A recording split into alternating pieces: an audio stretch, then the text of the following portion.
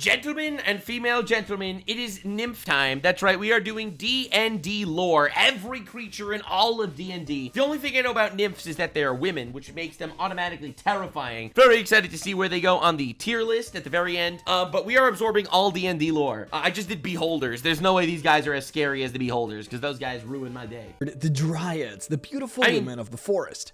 There is, however, nymphs. a big difference between a dryad and a nymph. All right, I didn't do dryads yet, but we're doing nymphs. We're doing nymphs. I don't know the difference between them, but nymphs are nymphals. Similar. Nymphling finding around. one of them might mean that you will fall One thing I have to say, under their spell. There are two things I really like about nymphs already. There are two things that are really, really good so far, in my opinion, about nymphs. Two things, and they are boobies. For years, becoming their love slave. Finding the other one means you die. God damn.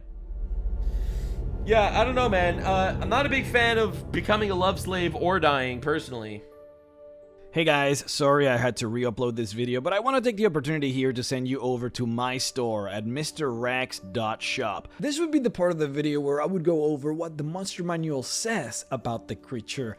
Unfortunately, the nymph didn't really make it there. We don't actually have a nymph entry in the monster manual. Now, not to say that the creature isn't the— Bro, are you joking me? You have a monster manual with like 1,000 things. They're including Will-O-Wisp, okay? There's Kenku in here. What the hell's a Jackalware? Okay, I feel like I have a lot of lore that I need to cover. There's hundreds of entries. They don't have nymphs. Nymphs have a nymph entry in the monster manual. Now, not to say that the creature— This is misogyny in its highest form. Man, I really hope D&D goes woke.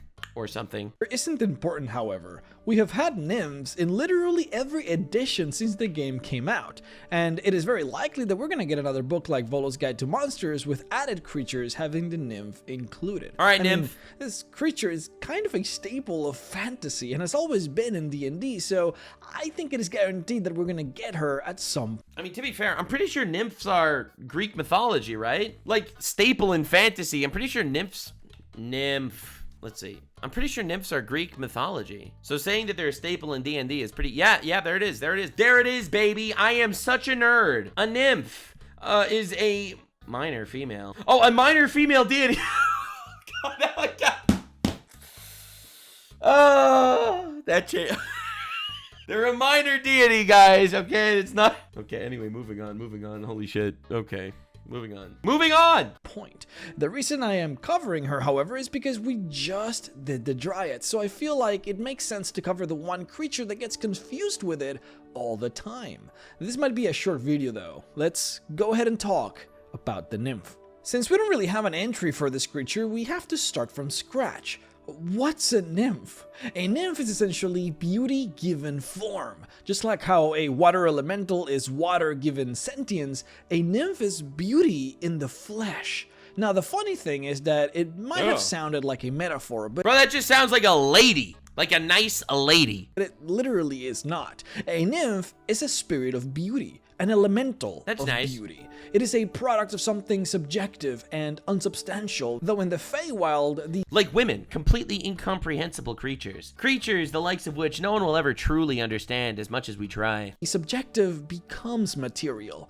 It is an odd place. A place where emotions can become living things. Ooh. And this is one of those things. A nymph, much like the Dryad, looks like a beautiful woman of elvish descent. Classic. The main difference between the two in this regard is that a Dryad is conventionally beautiful. Alright. The type of beautiful that you would find on a normal, beautiful mortal woman. Great. There's nothing crazy about it. A What's wrong Dryad with is that? just very, very attractive. A nymph, on the other hand, is unreasonably attractive.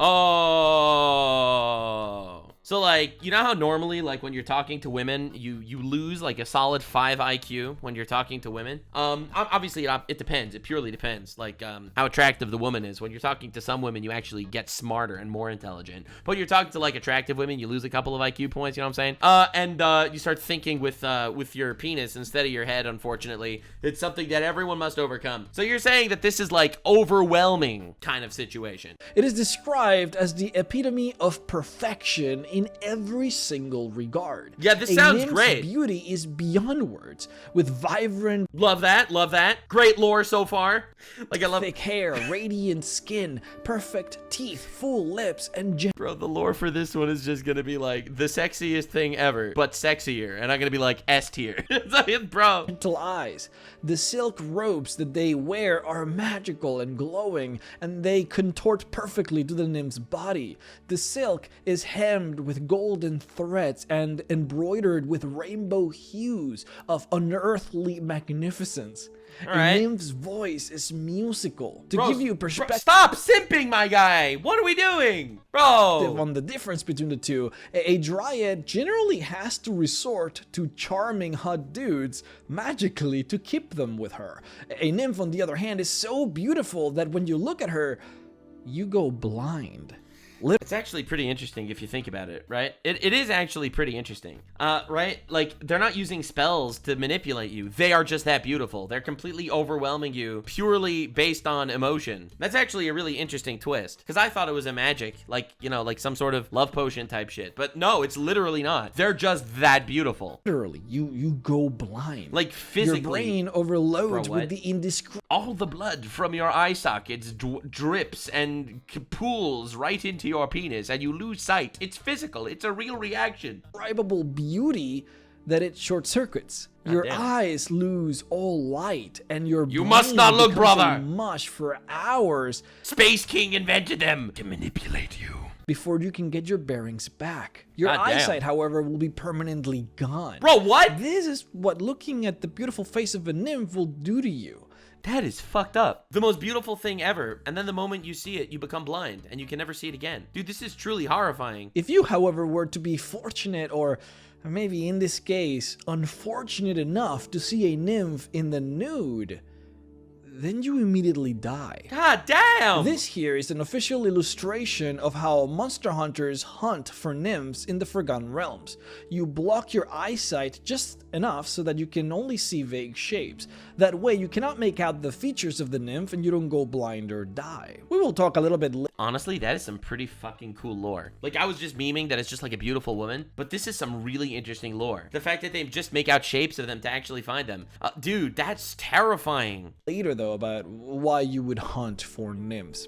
But I should also mention that regardless of sexual orientation, women are also affected by the beauty powers of the nymph, so be careful. Oh out there. god, they will If you turn see a your wife gay. Truly terrifying. naked one, you will also die God out of damn. sheer unimaginable beauty. The scary part about all of this is that you don't even need to look at the nymph directly in order to suffer the effects. It is very plainly stated that even reflections can Bro!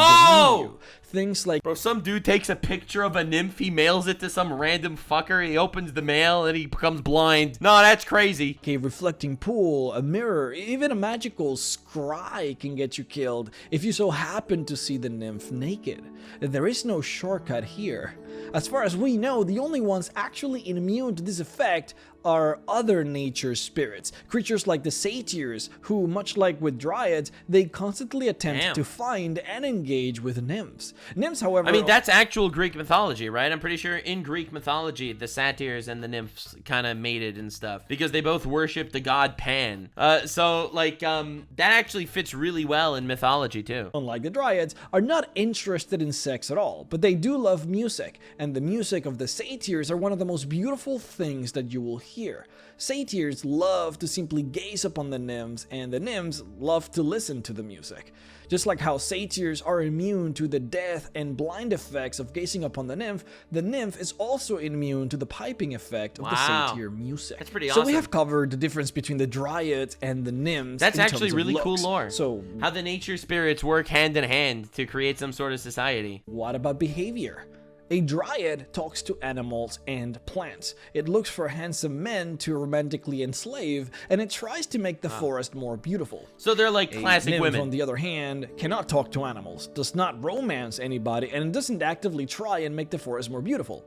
In a lot of ways, they're actually the exact opposite. See, nymphs are so unnaturally gorgeous that even animals flock to them. These animals completely forget about predators or natural enemies and Bro. form momentary alliances alliances with others merely to hang out together with. Bro, she's so beautiful. She's like actually making different species have like world peace. Like she's like fulfilling the prophecies of Isaiah that the lamb and the lion will live together in harmony. And then they die because she's so beautiful. That's crazy. Like, and it's physical beauty. You have to understand, this isn't magic. This isn't a magical trait. They are just physically that beautiful. They will kill you if you see them. The nymph who will cure them of ailments and pet them. Animals generally like to exist around her as her presence brings them inner peace and calm. Nymphs, however, don't really possess the innate ability to talk to them, though as powerful druidic figures, they very often obtain divine powers from nature gods who will bless them with many spells, some of which will be the ability to speak with animals and more. It is actually fairly rare to see a nymph that is not directly involved with a nature god in one way or another, so most of them do possess fairly powerful divine druidic magic. Because of this, generally speaking, they are more powerful than dryads. The only innate ability that nymphs actually. So you're telling me these guys get abilities aside from the whole if you see them you become blind and die shit? Do possess on their own is the ability to teleport using Dimension Door. Bro! They've had this ability basically on every That's edition awesome. since the first edition. But I mean, that's basically it. That's all the power that they naturally have. Everything else, and they have had to rely on divine powers from nature gods. So what they can do would actually depend on the specific nymph that you're dealing with. Cool. Nymphs are even more cool. solitary than dryads are, for they don't really desire or crave any form of companionship. Well, I mean, to be fair, any companion that sees them just kind of like dies on the spot or becomes blind. It's not like they could exactly be social. Including romantic entanglements. They do prefer to deal with beautiful men if they have to deal with anybody, but they genuinely don't want to talk or deal with anybody, period. See, A woman that doesn't want to talk, she really is beautiful. I don't understand it. This is unbelievable. That's unbelievable. Like they've really come up with the perfect woman. you should know that reproduction for the nymph is different. Even Oh my God. more different than normal monsters, and certainly different from dryads. Dryads can have, and do constantly have, babies with other entities, mortals or otherwise. That's nice. Nymphs behave much more like elementals. Oh, Boy, how do I explain Right. this? So, right, elementals are just, they are that element, right? So, if she's an elemental, the elemental of beauty or whatever, I guess she doesn't breed with other creatures. There are places in the natural world that are just perfect, pure and beautiful. Unadulterated pieces of land where the breeze flows just right, where the flowers blossom with just a perfect aroma, where the waters are as clear as air. In these places of perfect natural beauty is where nymphs spawn. It is described to us that they, quote, spontaneously appear. Wow, they just materialize out of pure beauty. That's actually really cool. End quote. The best way to explain it would be that the actual beauty of the sacred pure grove coalesced and took form. Literal beauty taken shape. Now, the locations where the nymph can mysteriously appear only have to be perfectly beautiful. There's no restriction as to where it has to be. Generally speaking, people have the wrong assumption that nymphs are only found in forests, but that couldn't be farther from the truth. And this is where the big differences between the dryad and the nymphs actually are. Dryads are women of the forest. Right, they are forest whereas nymphs creatures. are elementals of beauty. we didn't do and dryads yet. Natural beauty can be. We need to do dryad lore at some point. But nymphs are just like beauty elementals, which is a really cool twist on the whole beautiful woman trope that drives men insane. Found anywhere. There are underwater grottos in the bottom of the Yo, ocean that's with so beautiful cool. corals, shells of glistening colors, pearls of magnificent whites, and ocean flowers that shine with vibrancy where nymphs spawn.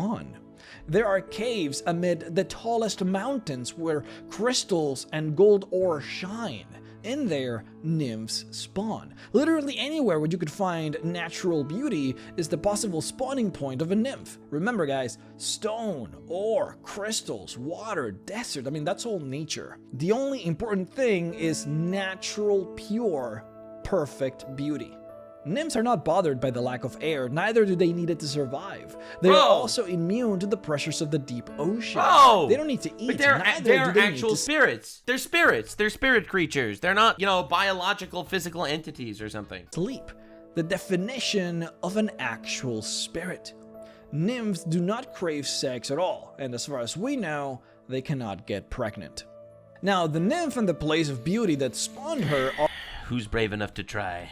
are interconnected, since, remember, she is the representation of that place's beauty, which means if for some reason the place of beauty were to be made ugly, the nymph would fade away and die. No way. That's how you kill a nymph, because it's pure spirit. How do you kill a nymph? If you make the place not beautiful, then the nymph dies with where the nymph was born. Dude, what an honestly cool concept for a creature. Just like an elemental of beauty. Ancient grove of trees are chopped down for firewood, or the ocean grotto is used as a dumping ground for waste. Bro! The nymph that inhabits the place will disappear. Conversely, the same happens. What a great metaphor for like pollution, right? You know, you pollute an environment and you kill the nymph, this beauty spirit of that environment. If the nymph is hurt, any harm that falls to the nymph will despoil the sacred grove, and if the injury is bad enough, the area might get cursed.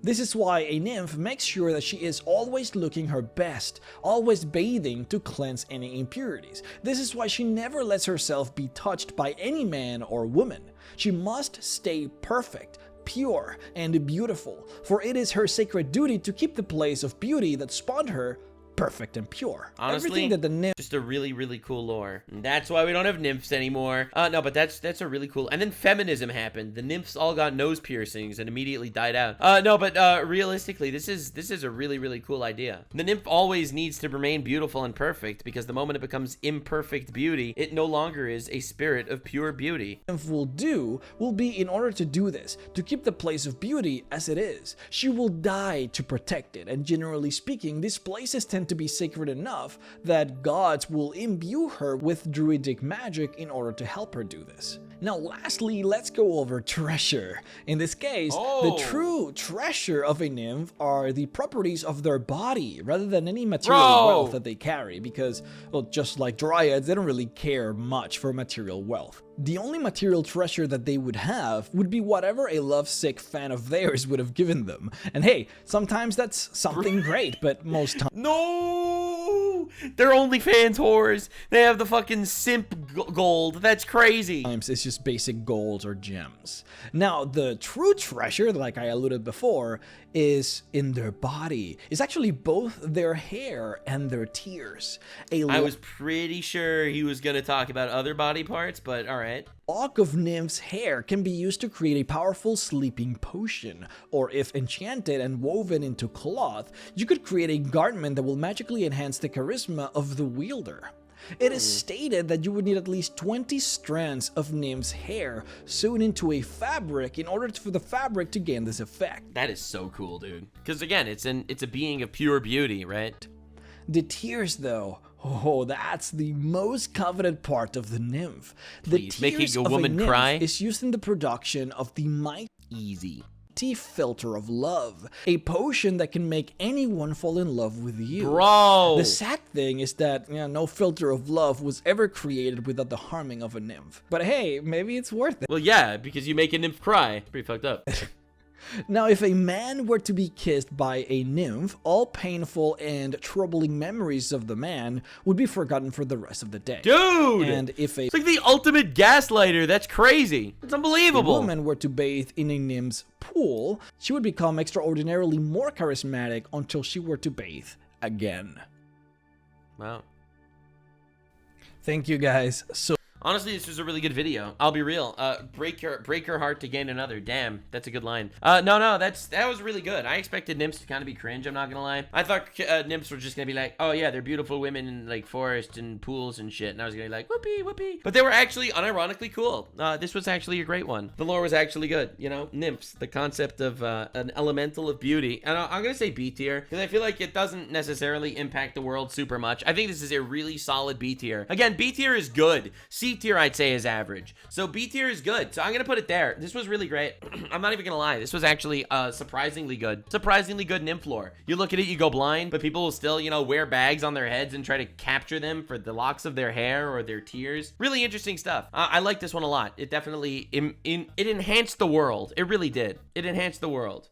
There is something beautiful. There's something really beautiful about the idea that a perfectly pristine place of nature can just spawn these spirits. It's just a really cool idea. Anyway, see you in the next one. Bye! Like, subscribe, and this video was streamed live on kick.com/Nuxanor. See you there. Stay weird, fam.